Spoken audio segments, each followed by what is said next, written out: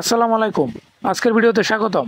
আজকের ভিডিওটা সকলের জন্য অতি গুরুত্বপূর্ণ, সুতরাং আশা করি একদম শেষ পর্যন্ত আজকের ভিডিওটা দেখবেন। সেই সাথে যদি ভিডিওটা ভালো লাগে অবশ্যই একটি লাইক এবং কমেন্ট করে যাবেন এবং সাবস্ক্রাইব করতে ভুলবেন না।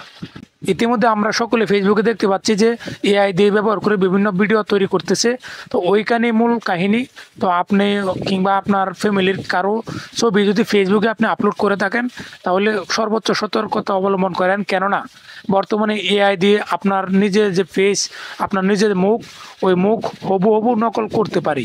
আপনি চিন্তা করেন একবার, আপনার নিজের ফেস, আপনার নিজের মুখ যদি অন্য কেউ নকল করে অন্য কোনো একটি আজে বাজে ছবিতে লাগিয়ে ফেলি, তখন আপনার মান সম্মান কোথায় গিয়ে দাঁড়াবে?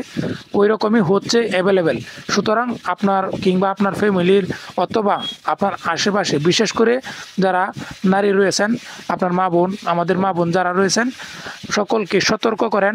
আমি সকলকে সচেতন করি। বিশেষ করে ফেসবুক, টিকটক, ইনস্টাগ্রাম, সামাজিক যোগাযোগ মাধ্যম অর্থাৎ সামাজিক যোগাযোগ মাধ্যমের যে ওয়েবসাইটগুলো রয়েছে, সকল ওয়েবসাইটে নিজেদের ছবি আদান প্রদান করতে গেলে সর্বোচ্চ সতর্কতা অবলম্বন করবেন। অনেক ভালো হয় যদি আপনি নিজেদের ছবি বর্তমান এআই এর যুগে ফেসবুক, ইনস্টাগ্রাম, টিকটকে ব্যবহার না করেন। যদিও আপনার ওই ছবিটা দিয়ে কোনো অসাধু লোক ওইরকম কোনো ভিডিও তৈরি করে ফেলে, তাহলে আপনি কি করবেন?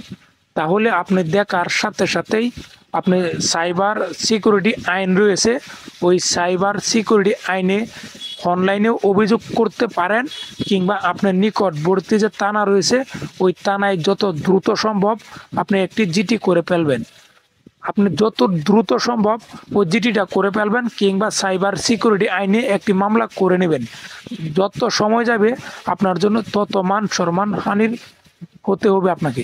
সুতরাং আমি আবারও বলবো, আপনার আশেপাশে কিংবা আমাদের আশেপাশে যারা রয়েছেন, সামাজিক যোগাযোগ মাধ্যমে আমাদের ছবি ব্যবহার করি, আমরা অতি সতর্কতা অবলম্বন করব।